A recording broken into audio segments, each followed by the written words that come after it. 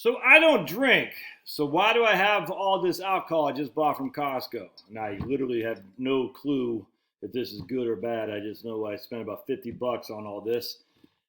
And I'm going to share with you why. Very interesting, is it not? Because I'm a student of history. And if you take your history knowledge, you can learn things from the past to help prepare you for the future. Let me show you what I'm talking about. One of the best books ever about preparation, it's not even about preparation, but it's called Ersatz, which means scarcity, in the Confederacy, Shortages and Substitutions on the Southern Home Front during Civil War.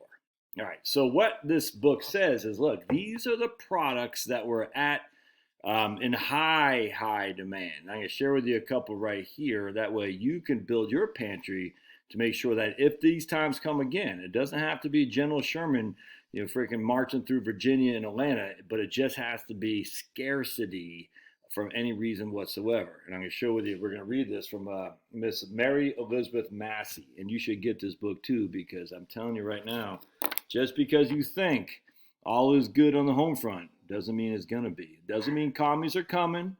It doesn't mean we're going to be nuked by the freaking Chinese, the Russians. Who else is out there? The freaking Al-Qaeda.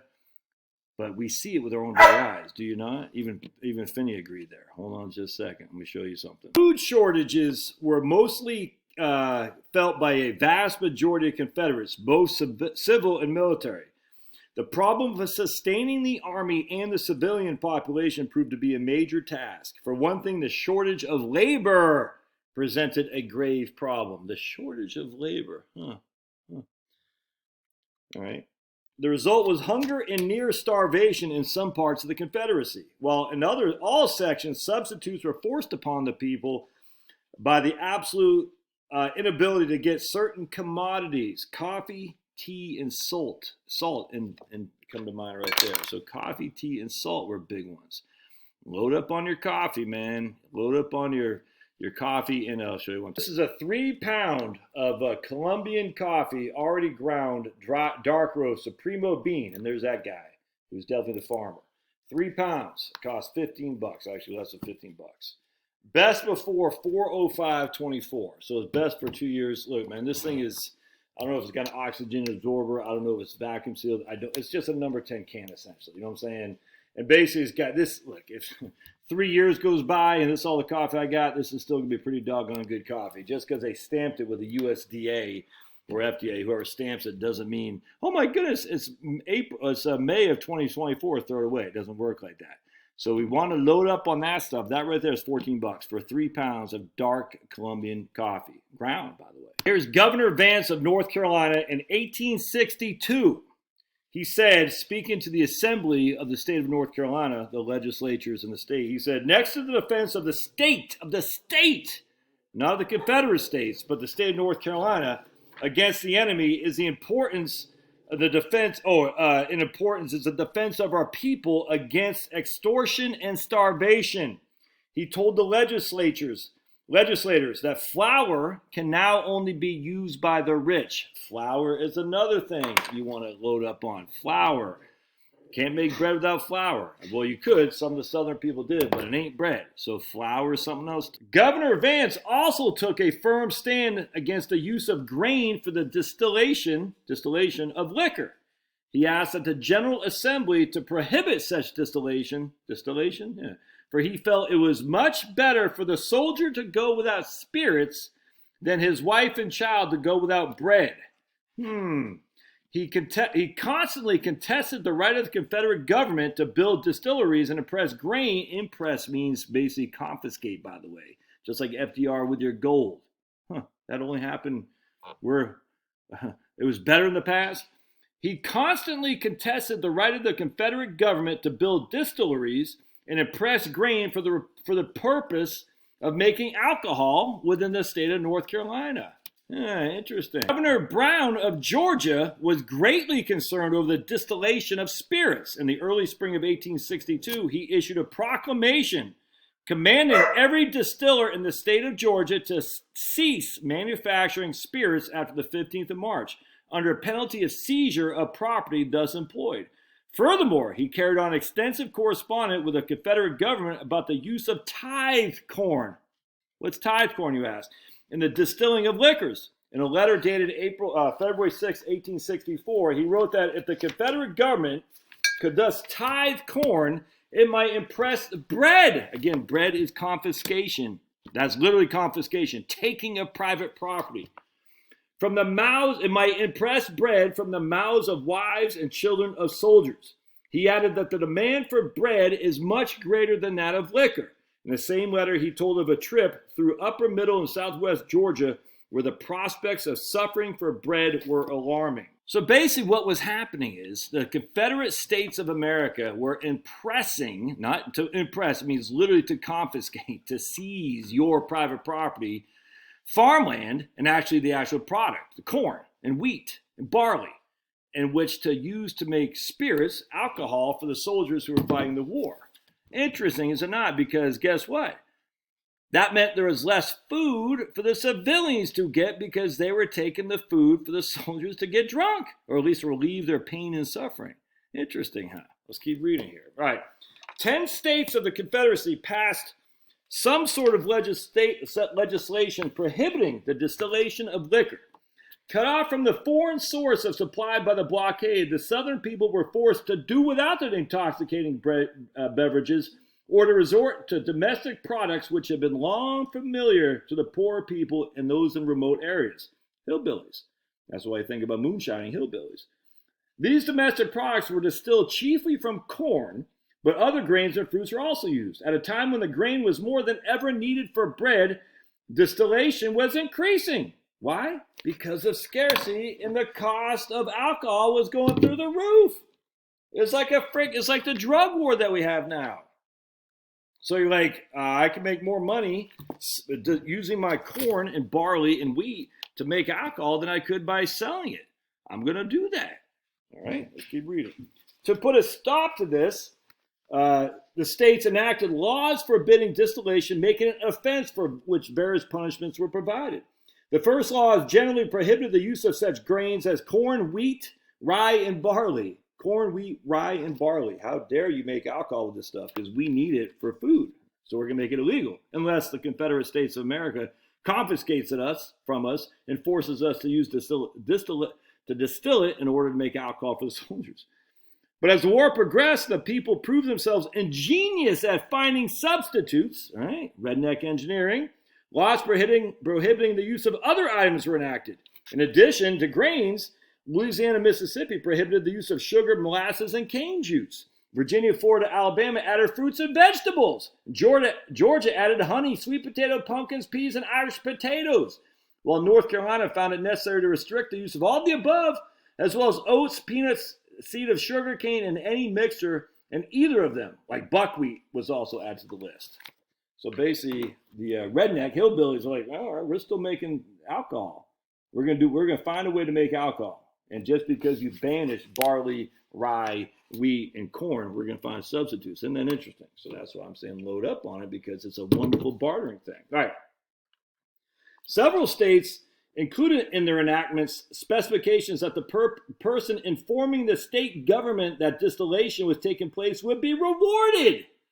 They're making narcs out of neighbors. No different than freaking Soviet commies. Hitler, no different than the henchmen of any of these places. Hell, right now it's like, I think that guy said the N-word when he's 12 years old. He should be fired. Literally. Look at the lead singer of a band called Youth Defense League. All right, so he was a young guy in the 80s. He said some song. He had said some stuff that you might find offensive when he was in his teens and early 20s, and he cannot no longer have a job in public society because he said some things that, oh my God, I can't believe he said the N-word. Crazy, man. Nuts. That's what's going on. And so people narked on him, and he lost his job as a food critic for a big food magazine. Officers who refused to bring a suspected person to trial were themselves subject to fines and imprisonment. The state of Texas not only punished those who made alcoholic beverages, they not only punished those who made them, but placed a graduated income tax on any person selling any distilled spirit, fermented liquor, or wine. In an effort to prevent distillation of illegal alcohol and liquor, at the same time permit their being made for hospital use, you can't drink it, but we need it for the hospitals, various southern states accepted the distillation of these items when they were to be used as medicine. But rigid systems of licenses were established in these states.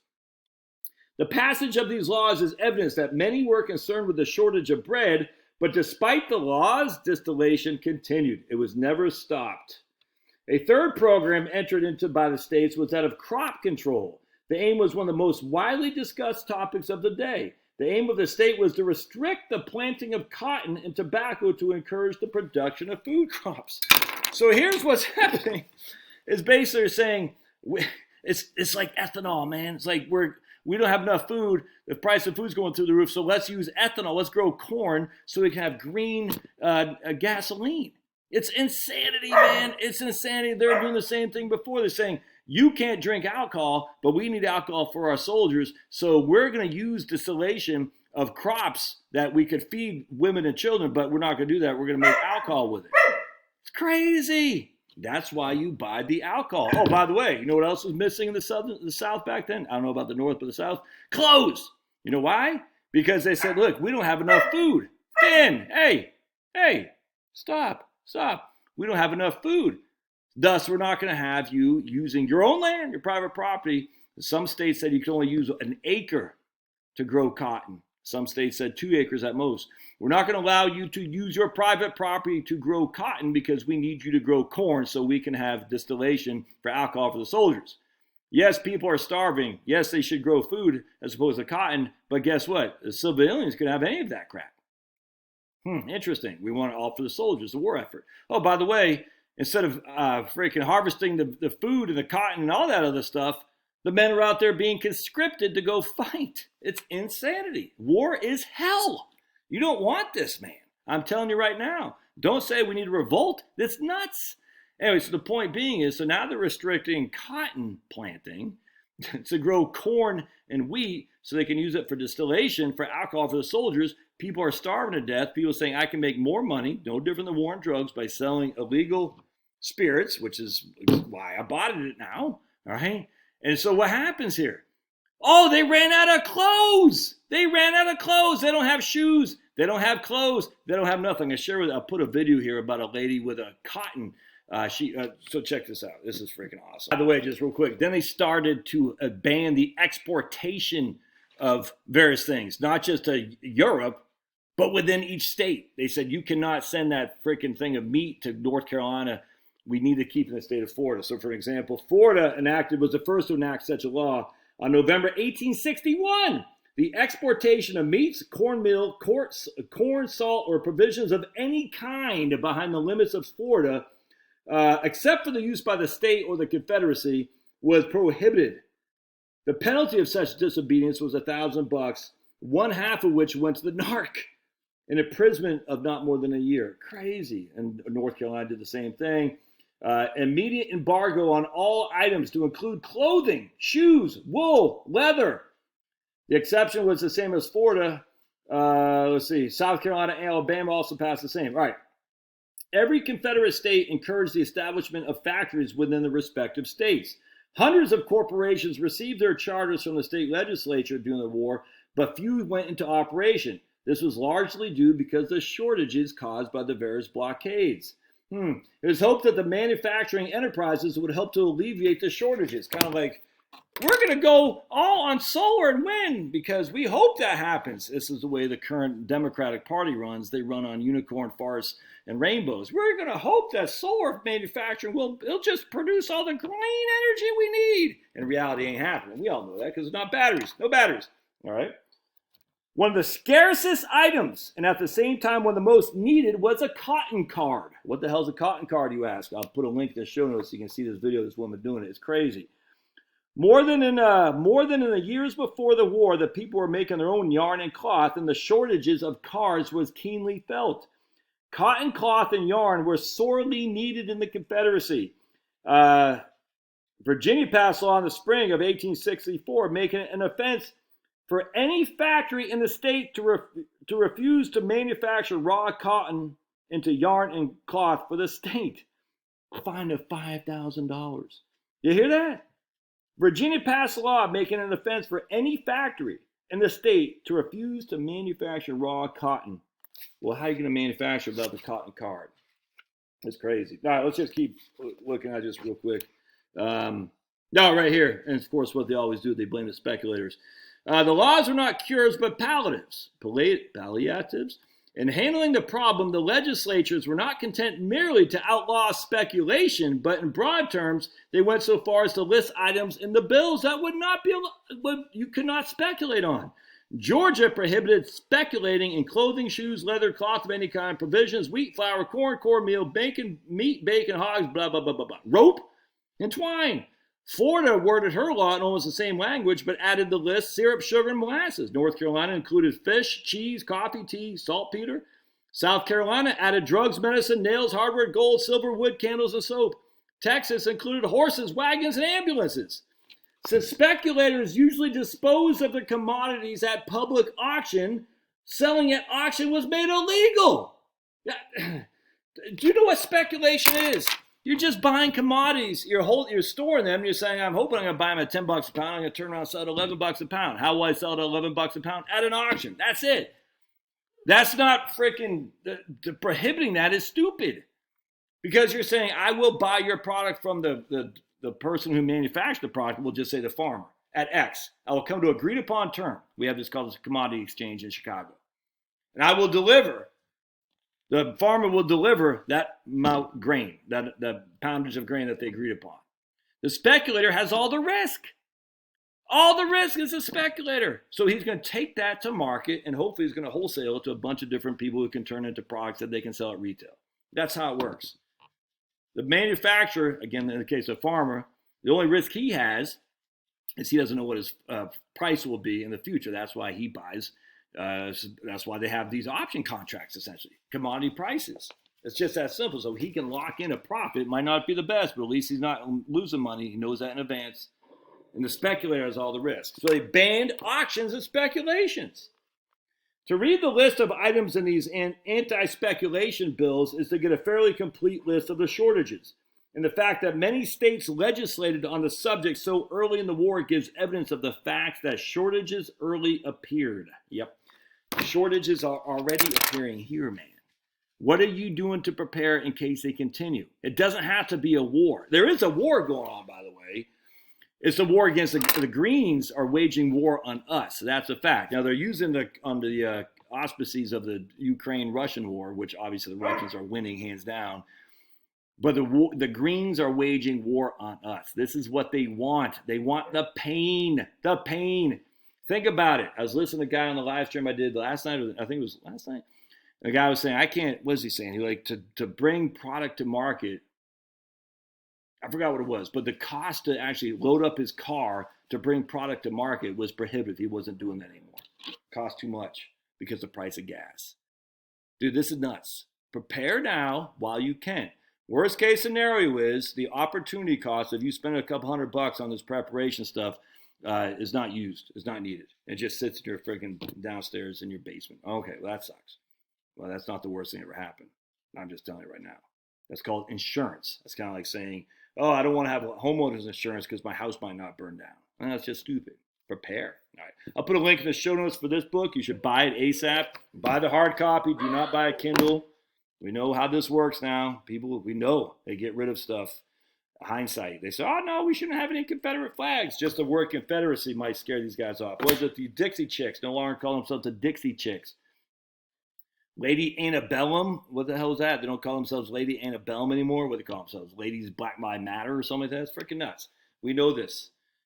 Get the books. Watch this lady's video. I'm going to show you about cotton cars. I learned a lot from that 2-minute video. It's fantastic. I'd love to hear your thoughts. We'll see you.